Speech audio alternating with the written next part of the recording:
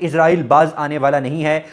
پہلے آپ سب جانتے ہیں کہ کس طرح فلسطین میں انہوں نے مظالم ڈھائے اور ابھی بھی غزہ میں وہ ظلم اور بربریت کی مثالیں قائم کر رہا ہے، پھر یمن میں، لبنان میں، سیریا میں، ایجپٹ میں، جارڈن میں، مختلف ممالک کو ٹارگٹ کیا۔ اور پھر ریسنٹ پاس میں ہم نے دیکھا کہ اسرائیل نے ایران کے اوپر بھی اٹیک کیا، لیکن ایران نے بھرپور جواب دیا اور ایران لڑتا رہا، آخری دم تک لڑتا رہا۔